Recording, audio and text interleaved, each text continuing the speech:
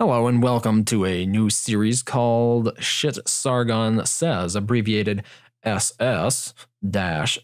In this series, we'll be looking at a series of clips in which Sargon completely fails to make any sort of relevant argument that lives up to his own expectations of being a rationalist. Now I know there will be those out there who will immediately shout at me, "Context!" And I can assure you right now that you're more than welcome to go ahead and look at the source video to provide yourself with all the context that you feel is necessary. Thanks for understanding. Let's get started.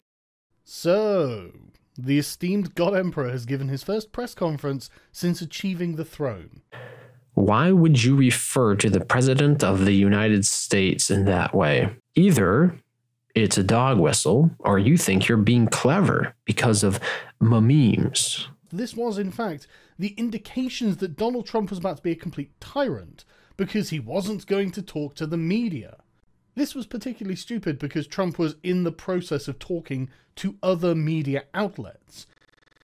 And since all media outlets are equal, I mean, as long as he talks to one, there's clearly going to be no conflict of interest here, no attempt to stifle political dissidents at all. He simply wasn't going to talk to CNN, and I'm sure a few others, whom he pointed to and called fake news.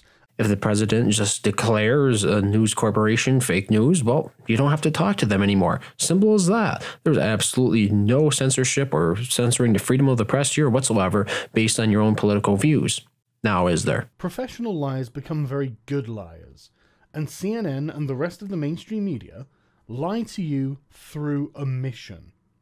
And in my opinion, this is the highest and worst form of lying. This is a form of lying that is so advanced, and they have perfected to such a degree that they do not even need to tell you an untruth in order to mislead you. You can't actually point to their statements and say, this is a lie, because they don't make lying statements. Okay, so maybe I'm just a little bit old-fashioned, but if the media is lying, doesn't that mean they have to be telling you an untruth? And it's not limited to the left either, the right also does this, which is why Fox News has the reputation Fox News has. Yes, but at the same time, Fox News, as far as I'm aware, was never actually denied access by the President of the United States. This is a form of censorship of the press based on political views and political opinions. And that was not the way Fox News has been treated. But the point is, the situations are not the same. For old lefties like myself.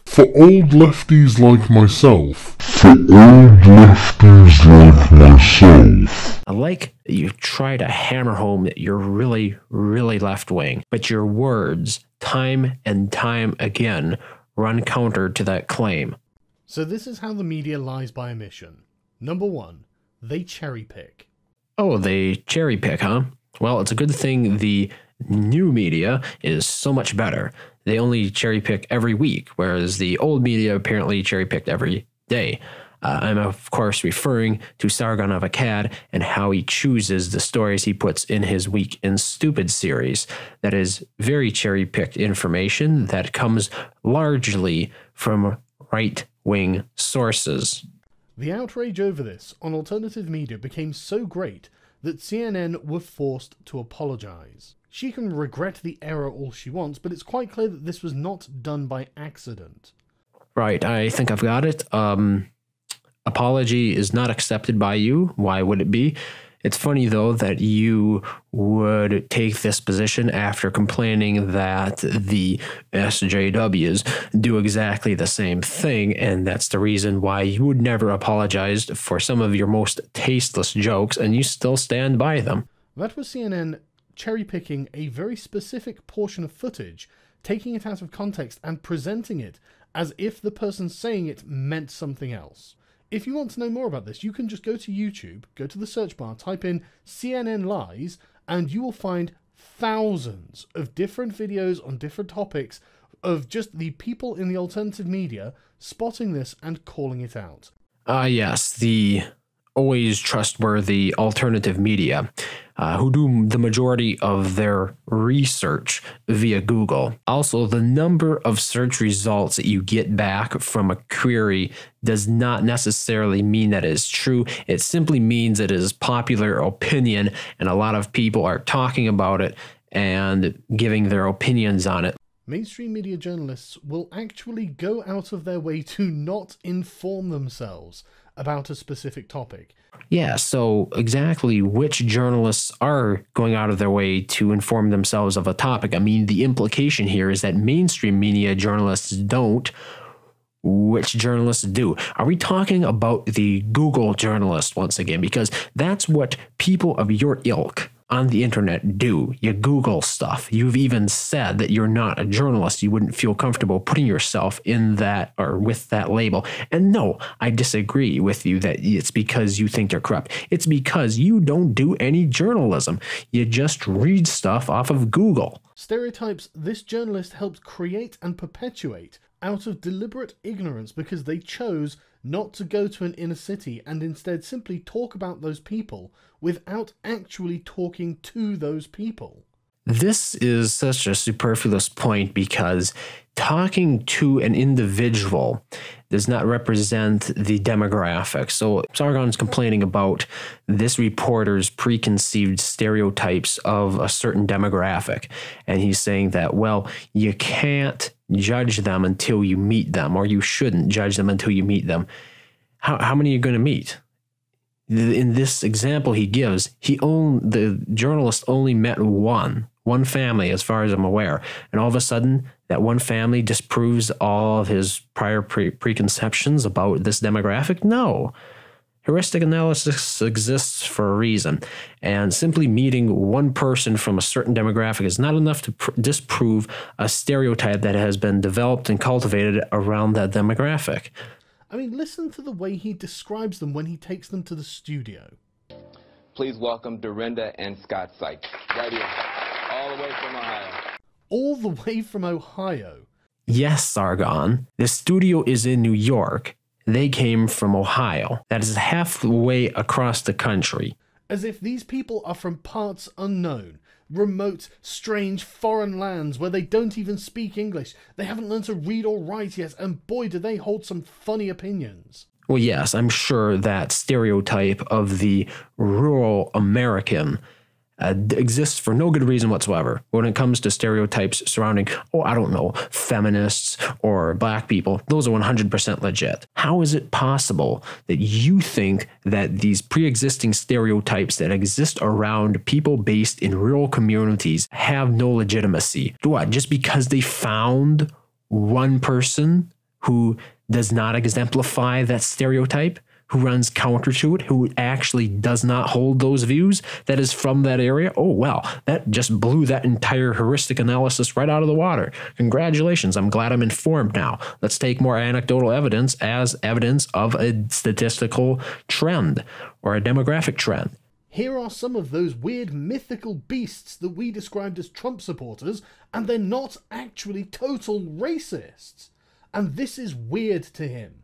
I like how you say that they're not actually total racists. The implication there is that they are at least a little bit. Isn't that what the implication is there? Otherwise, you would have said they're not racist. You wouldn't have said they're not total racists. Yeah, bit of a Freudian slip there. But you know what? Keep on white knighting for the Trump voters. And it's weird to him because he has been living in a bubble where he doesn't understand their concerns and he doesn't care. Unlike Sargon, though, of course, who totally does not exist in a right-wing circle jerk bubble of opinions that never really contradict what his main narrative is. And never mind the fact that he has stated multiple times that he does not care about other people unless he knows them on a personal level. Yeah, that's a great argument right there, Sargon. And voting Trump, voting anti-establishment, same with Brexit, has forced them outside of their comfortable bubble so that they can actually understand what's going on.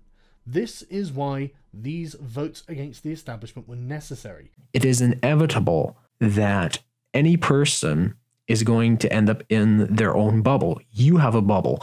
I have a bubble. That doesn't mean we can't understand people from other bubbles, but if you think that simply stepping outside your usual one is going to suddenly make you informed, you're sadly mistaken on that. You're just entering another bubble. It's almost as if you think that there is a truth bubble somewhere, and these people have been avoiding it like the plague, but now all of a sudden, you and your cohorts have all voted in a certain way, and that forced them, just shoved them right out of that bubble and into the bubble of truth. And all of a sudden, they could see it plain as day. Heuristic analysis doesn't matter. One person on a show said that they weren't totally racist, so my entire narrative has been blown out of the water.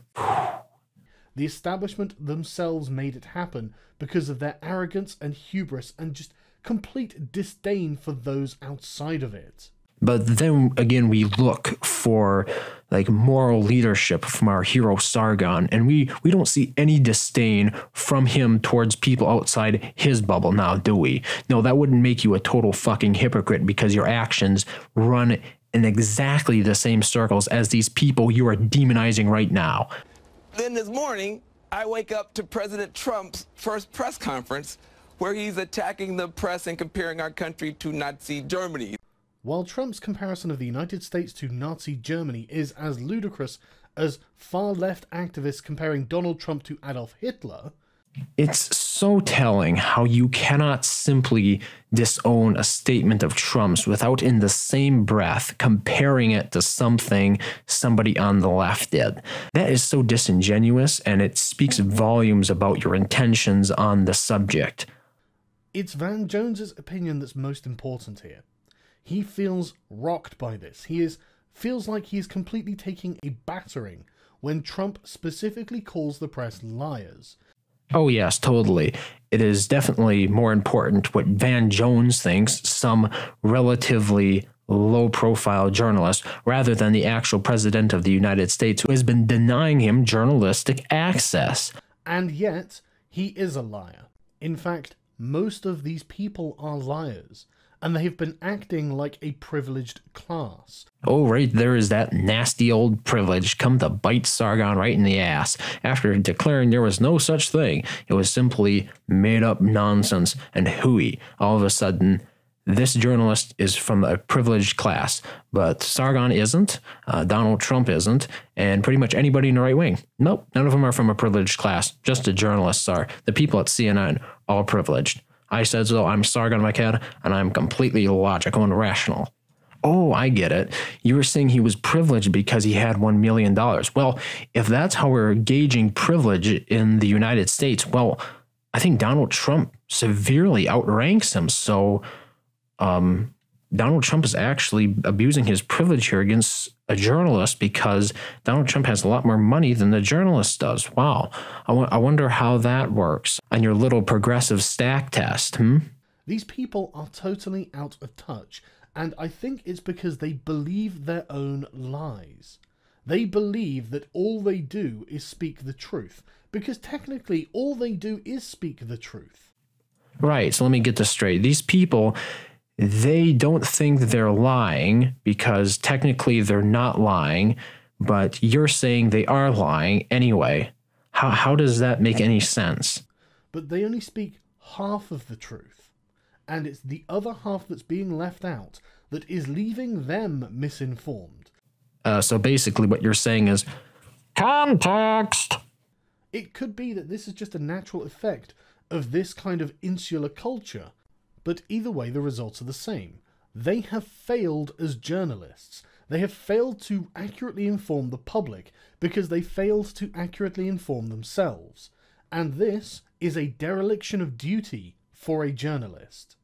Right, and as always, Sargon provided a plethora of examples of how exactly all these journalists have failed the public, while at the same time, Sargon of Akkad, who is not a journalist, and his entire new media group, which is also none of them are really journalists or Google journalists, you know, the Young Turks, Alex Jones, InfoWars, Prison Planet. You're calling those people journalists, really? Because they're not. So where are these mythical beasts, these mythical pure journalists that apparently are doing such unbiased work reporting on the news? Obviously, you think they do not exist in the mainstream. So point me to them. Where can you find them? Because they're not in the meme, the new media either. Okay, you guys are not journalists either, and you've even admitted as much. So I'm interested to know, where can we find them? Or maybe they didn't exist at all, and this whole ideal you have in your head of this perfect journalist has never really existed, except in some fringe examples.